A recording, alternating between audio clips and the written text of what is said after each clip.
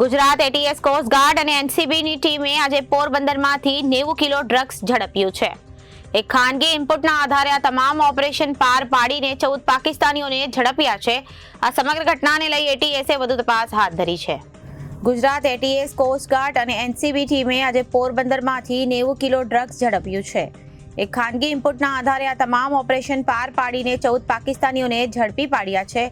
સમગ્ર ઘટનાને લઈ એટીએસે વધુ તપાસ હાથ ધરી છે. અંદાજિત 600 કરોડનું ડ્રગ્સ પકડાયું છે અને પાકિસ્તાની બોટ ચાલકે એનસીબી પર બોટ ચડાવવાનો પ્રયાસ પણ કર્યો હતો. એનસીબીના વડાતા હુમલામાં પાકિસ્તાની બોટ ચાલક ઇજાગ્રસ્ત થયો છે અને 78 પેકેટમાંથી 86 કિલો ડ્રગ્સનો જથ્થો બરામદ થયો છે. પાકિસ્તાનીઓને તાત્કાલિક ડિટેન કરાયા છે. સમગ્ર ઘટનામાં ફાયરિંગ કરવામાં આવ્યું હતું. પાકિસ્તાની બોટને પોરબંદર લવાઈ છે અને એટીએસે મુખ્ય શકલેન નામના આરોપીની ધરપકડ કરી છે. આ કેસની તપાસ હવે એનસીબી કરશે. પકડાયેલ તમામ જથ્થો હેરોઇન હોવાનું સામે આવ્યું છે. આરોપી પકડાયા તો ડ્રગ્સ દરિયામાં ફેંક્યું હતું. ફાયરિંગમાં એક પાકિસ્તાનીને ઈજા થઈ છે. તેને સારવાર હેઠળ હોસ્પિટલ ખસેડાયો છે અને હેરોઇન જે રિસીવ કરવાના હતા તે લોકો ભારતીયના ન હતા અને ઝડપાયેલું ડ્રગ્સ પાકિસ્તાનથી શ્રીલંકા જવાનું હતું.